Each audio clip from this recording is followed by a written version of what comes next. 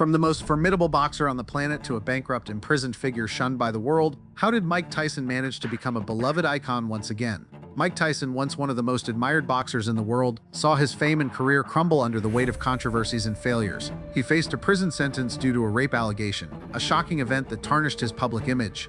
His fortune, worth hundreds of millions of dollars, once a symbol of success, vanished due to bankruptcy, leaving Tyson ridiculed and criticized. From a celebrated star, he became the focal point of public disdain, with his reputation tied to endless controversies. This is the story of the dark turning points that completely altered the trajectory of a boxer who once stood at the pinnacle of success. What decisions led Tyson into this spiral of failure? How did someone regarded as a symbol of strength become an object of scorn and alienation? Was Tyson merely a victim of circumstance, or did his own choices shape his tragedy? And does Mike Tyson's story end with these bitter failures, or are there untold truths, moments that could change how we view him? Join us as we delve into previously unrevealed details and dramatic behind-the-scenes stories. All will be answered in this video, a breathtaking journey offering a profound perspective on one of the most controversial figures in boxing history. And at the end of the video, there's a comeback so remarkable you might not believe it. Let's dive in. I put a great emphasis on it. I never really, I come very from a broke background, so I never really had great emphasis. I never really learned the art of handling money as a kid. That's an art. That's why only. To grasp the weight of that name, we must look at where it all began. Tyson grew up in poverty amid the street violence of Brooklyn, joining gangs as just a child. The world around him seemed poised to swallow the young boy whole, until fate led him to Cus D'Amato, the mentor who ignited his potential and believed he was born to be a king. Cus didn't just teach Tyson how to throw punches, he taught him how to channel his rage into a devastating weapon in the ring. In 1986, at the age of 20, Tyson knocked out Trevor Berbick to become the youngest heavyweight champion in history. It wasn't just a victory, it was a declaration to the world a new empire had risen. The media crowned him with the moniker, the baddest man on the planet. No longer seen merely as a boxer, Tyson was a supernatural force, an unstoppable storm. In an era filled with towering heavyweights, Tyson didn't just win, he obliterated anything in his path. Speed, power, predatory instinct, all fused in a body built for battle. Opponents often couldn't even meet his gaze in the ring. Fans didn't come to watch a fight. They came to witness an execution that lasted mere rounds, sometimes seconds. That pinnacle turned Tyson into a boxing icon, and beyond that, a pop culture phenomenon. A kid from the streets of Brooklyn, once a nobody, now sat on a throne of power and fear. But there's a truth few noticed. Glory that comes too soon is often a double-edged sword. And just when the world believed Mike Tyson was invincible, the first crack appeared, a shock no one foresaw, something that would forever alter the image of Iron Mike and set the stage for a tragedy that would unfold across the rest of his life. And that earthquake struck Mike Tyson in Tokyo in 1990 as he entered the ring with an air of invincibility. With 37 consecutive victories, he had instilled terror in every opponent, convincing the world that Iron Mike could not fall. Buster Douglas, on the other hand, was dismissed by the boxing world, a nobody few believed could pull off an upset. That disparity became the tragedy. Tyson underestimated his opponent, neglecting training to indulge in all-night parties, women, booze right before the fight. He stepped into the ring not as a warrior, but as someone lulled by the intoxication of power. Douglas was different. Fueled by the pain of losing his mother, he turned personal tragedy into a drive to fight as if it were his last. As the rounds passed, the cold, predatory Tyson was nowhere to be seen. Instead, Douglas, with his long reach and calculated strategy, forced Iron Mike into a defensive corner, making the man who once terrorized the world absorb blow after blow. Then, in the 10th round, Tokyo shook. Douglas unleashed a devastating uppercut, followed by a barrage of punches. Tyson crumpled to the canvas, fumbling for his dislodged mouthpiece. He tried to stand, but his legs betrayed him. The referee counted to 10. It was over. An era collapsed in a single moment. The man hailed as the baddest man on the planet was felled by a name no one expected. And a chilling question echoed in the minds of fans worldwide. Is anything truly absolute, even for Mike Tyson? In his career, Mike Tyson hits the canvas. He may not be able to recover. It's up to 7 and 8. He's not gonna make it. Unbelievable! Unbelievable! Buster Douglas, king of the world. At that moment, the boxing world stood stunned. It wasn't just Mike Tyson who fell at the Tokyo Dome that day, but the myth of invincibility that people had believed in unquestioningly. The press unanimously dubbed it the greatest sports upset of the 20th century. From New York to London, Tokyo to Las Vegas, media outlets endlessly replayed the image of Iron Mike sprawled on the canvas, a moment no one dared believe was real. The image of the baddest man on the planet shattered in an instant. Those who once trembled before his icy stare now realized Tyson was human, and humans can fall. It wasn't just the defeat of a boxer, it was the collapse of an icon once deemed immortal. To the fans, the invincible had proven merely mortal. Many loyal supporters turned away, while the press spared no mockery. In that tragedy lay a cold reminder. Mistakes may not kill you instantly, but complacency will do the job instead. But the aftershocks didn't stop at the ring. They began to ripple outward, reaching even those who once called Tyson a friend. Donald Trump, then both a businessman and a close advisor to Tyson, turned chillingly distant. He refused to enter the locker room, saying, "I'm not going into Tyson's dressing room. I can't get close to him. It might rub off on me." The swift betrayal left many fans bitter. A man who once basked in Tyson's glory now recoiled from his darkness. In stark contrast, elsewhere, a young boxer with just 7 professional fights saw opportunity. Lennox Lewis, watching Tyson's downfall, smirked. Holyfield just lost $11 million. The quip, seemingly in jest, carried a brutal truth. Tyson's fall didn't just shatter his invincible image, it opened the door to a new era for those waiting to take his place. Lewis didn't mourn or pity. He saw clearly the throne was beginning to wobble. One former friend feared catching Tyson's bad luck. A young contender eagerly eyed a historic chance. The same defeat reflected 2 extremes: isolation and abandonment on one side, and a hungry new generation poised to seize the spotlight on the other. Just when the world thought Tyson's defeat to Buster Douglas was the ultimate tragedy, it turned out to be only the beginning of darker days. As his career faltered, Mike Tyson's personal life spiraled out of control. The question arose, how low can a legend fall? During our conversation, Tyson told me from what he sees, drugs, alcohol, and sex are a part of prison life. He says he minds his own business and reads a lot. Though he's trying to use his time constructively, he's still angry he's in jail because, as Harold Dow tells us, Tyson doesn't believe he belongs there and is appealing the rape conviction. In 1992, Tyson was convicted of raping Desiree Washington, a black beauty queen. He was sentenced to 6 years in prison and served 3. This was one of the most controversial and damaging events of his career. From the baddest man on the planet, Tyson now dominated headlines not for his punches, but for a criminal scandal. Fans were stunned, the boxing world reeled, and people began to wonder, was this still an icon worth admiring? After his release from prison, Tyson returned to the ring, hoping to reclaim his lost honor. But the years behind bars left an indelible mark. His physical strength remained, yet his mental state was more unstable than ever. Tyson's fights were no longer just sport. They resembled an erupting internal battle. Then, in the summer of 1997, everything exploded. The rematch against Evander Holyfield, a rival who had previously outclassed him, was the most anticipated fight of the year, drawing nearly 2 million pay-per-view buys and becoming the first boxing event to surpass $100 million in revenue. But the script spiraled out of control. Holyfield repeatedly clashed heads in close quarters, rattling Tyson's composure. In the 3rd round, in a moment no one could have predicted, Tyson bit Holyfield's ear, tearing off a piece. That's the jab Mike didn't have in the first fight.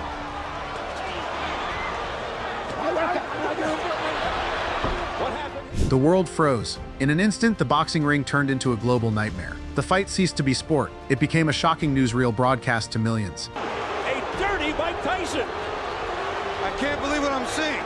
Well, first he had a parachute drop on him, now he had a heavyweight bind him. When did we get that on tape? Biting Holyfield in the right ear. What a reaction. Tyson was disqualified, banned from boxing, and fined over $3 million. But the true cost was greater. His honor and image. Once an invincible legend, he was now branded a symbol of chaos in boxing. The name Mike Tyson became synonymous with loss of control, a permanent stain on sports history. If the loss to Douglas raised questions about his invincibility, the ear-biting incident with Holyfield was the death knell for the legendary warrior image. From a god in the ring, Tyson transformed into an emblem of unchecked rage, the image the world would remember from the 90s. His downfall drove home a harsh truth. When you let a hot head overpower reason, you don't just lose to your opponent, you lose to your own life.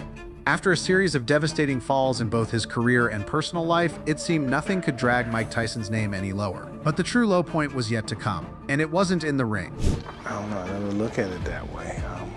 I've never been really a money type of guy. I put a great emphasis on it. You know, I never really, I come very, from a broke background. So I never really had great emphasis. I never really learned the art of handling money as a kid. You know, that's an art. That's why only a few people maintain it, because it's an art, and I never possessed it at that time. Once dubbed the money-making machine of boxing, Tyson amassed over $400 million faster even than his devastating punches. Yet less than 2 decades later, the world was stunned when Mike Tyson declared bankruptcy. The question echoed everywhere: how did all that money disappear? The answer lies not just in spending figures, but in how he lived. Gold-plated mansions, a fleet of million-dollar supercars, extravagant diamond jewelry. He even kept Bengal tigers in his backyard. A spectacle as mesmerizing as it was reckless. Oh, no, that's just how I live my life. You know, when I was living my life back then, that's just my, wow, that's even hard. When we mention things, wow, that's even hard. I don't even fathom that. I don't even think I'm that kind of guy. I don't even look for ever considering having money like that anymore. I mean, does that seem like a lot to you? Those years were marked by substance abuse, endless parties, and fleeting relationships that came and went. Together, they formed a vortex that drained his fortune faster than any ring defeat. In 2003, that vortex hit its end. Mike Tyson officially went bankrupt. From an invincible icon, he became a stark reminder that no height is immune to collapse.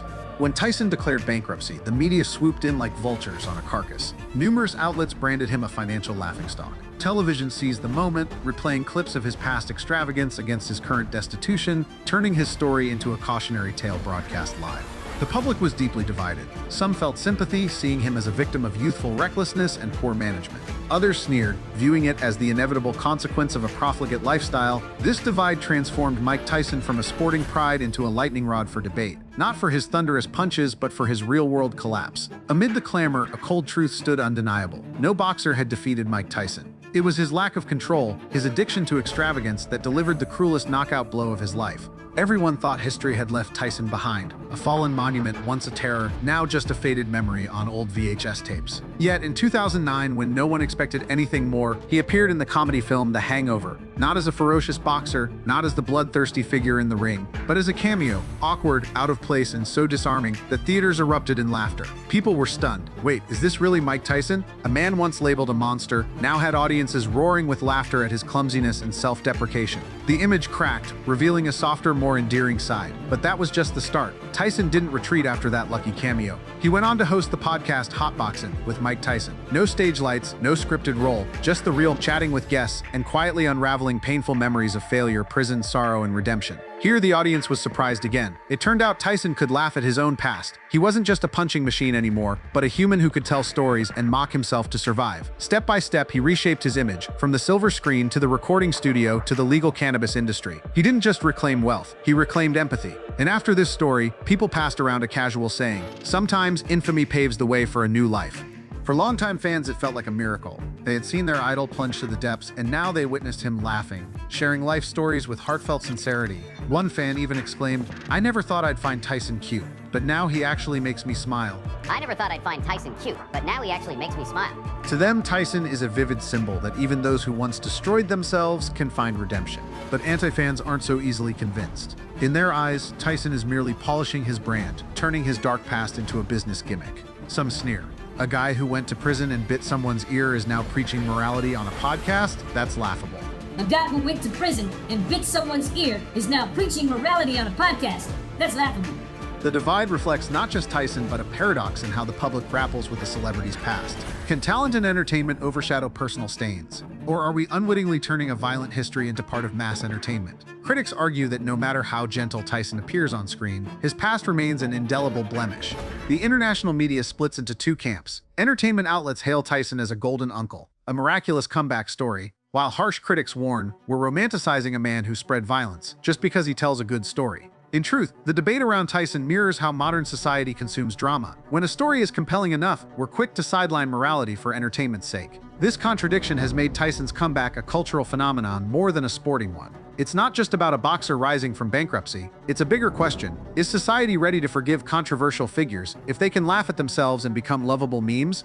This very contradiction has turned Tyson's comeback into a cultural phenomenon more than a sporting one. And in this moment, people can't help but recall a distant era when the name Mike Tyson wasn't tied to laughter but to primal fear. While debates about his return may rage on, one truth is undeniable. He once reached heights few in the history of sports could touch. In the late 1980s, Tyson entered the ring like a living storm. No need for flashy theatrics, just an icy stare and thunderous punches. Within rounds, sometimes seconds, opponents crumbled. The boxing world was conquered by his surreal speed, power, and ferocity. They called him the knockout machine, the baddest man on the planet. But beneath that steely exterior was a boy from Brooklyn's slums, transforming pain and trauma into fuel for glory. At that time, Tyson wasn't just a champion. He was a cultural icon, a figure who inspired both fear and fascination. Kids hung his posters in their rooms. Adults scrambled for tickets to witness mere minutes of his explosive dominance. For many, Tyson embodied raw power, a testament that from darkness one could emerge into the light and conquer the world. And perhaps it's because of those glorious memories that no matter how much outrage he sparked, the public could never fully abandon Mike Tyson.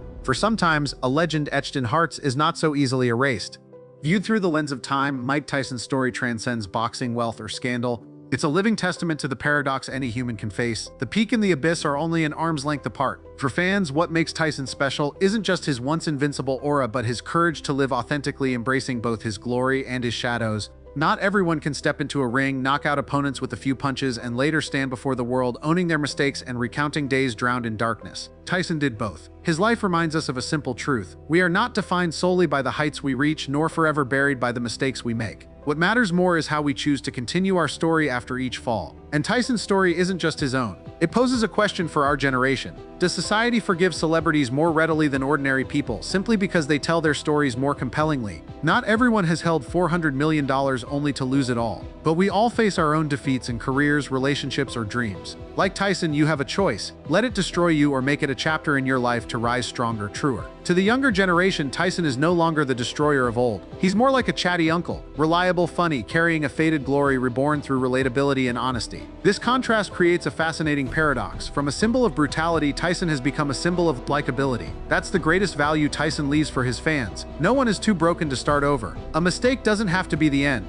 If you can turn it into a chapter for reflection, even that mistake becomes your most valuable asset. And now we must ask, is there any other boxer besides Mike Tyson whose journey is so tumultuous it feels like a movie? From glorious heights to the darkest depths, only to return as a kindly uncle who makes the world laugh. Tyson's life isn't just a sports career, it's a mirror reflecting all the light and shadow of humanity. Mistakes may have dragged him to the abyss. Scandals may have shattered his fame. Yet paradoxically, those very cracks opened a new path. A Tyson who's relatable, likable, self-deprecating, and capable of sparking laughter. That's the ultimate plot twist. When everyone thought the story ended in collapse, Tyson stepped forward, turning it into an upward arc. Anyone, no matter how lost, can find a way to rise. Mike Tyson is living proof that the past isn't the end. It's just a bend in a one-of-a-kind story. What do you think about this?